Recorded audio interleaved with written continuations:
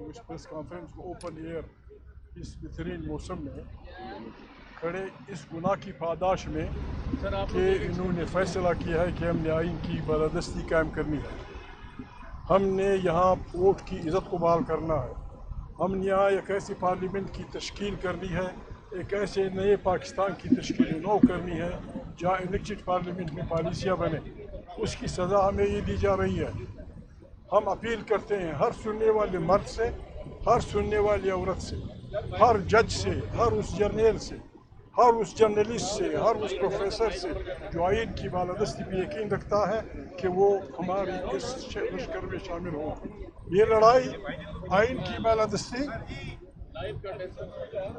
بالادستی قائم والی قوتوں اور آئین کو روکنے والی قوتوں کے درمیان.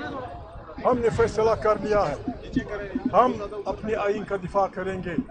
آئین ہمیں حق دیتا ہے. جو ججز بیٹھے ہیں سپریم کورٹ میں وہ ہمیں دیکھ رہے ہیں. آپ کو پتہ ہے یو انٹرپریٹ دی کنسٹیٹیوشن. جج صاحبان, یہاں بیسک ہیومن رائٹس کی دھجیاں اڑائی جا رہی ہیں.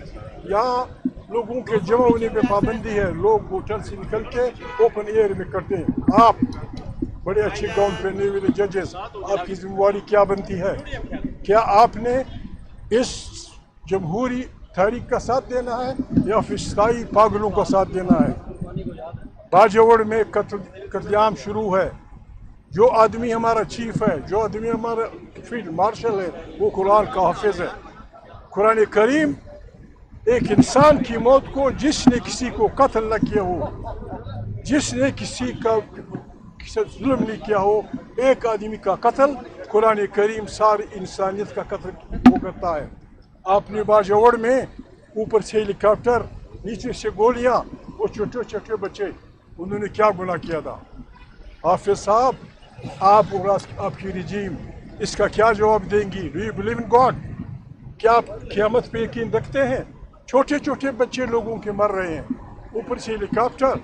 یہ ہیلی کاپٹر اس دن کہاں تھے جب دریائے سوات میں سیالکوٹ کی پوری فیملی, ایک بوڑھا آدمی, ایک بوڑھی عورت, بچیوں سمیت 4 گھنٹے پڑے رہے. 4 گھنٹے ایک ہیلی کاپٹر ان سب کو بچا سکتا تھا. زندہ باد. ایسے نہیں چلے گا.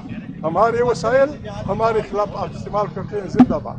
لیکن ہم نے فیصلہ کیا ہے کہ پاکستان ایک رضاکارانہ فیڈریشن ہے. اس پہ آئین کی بالادستی ہوگی, ووٹ سے منتخب پارلیمنٹ طاقت کا سرچشمہ ہوگی. شہباز بھائی, آپ کو مبارک ہو.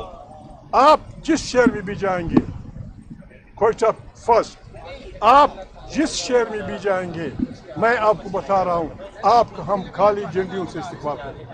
This is the decision of this organization.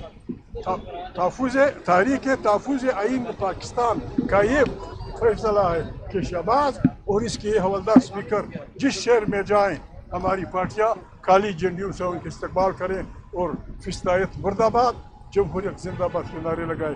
God bless you. Thank you very much.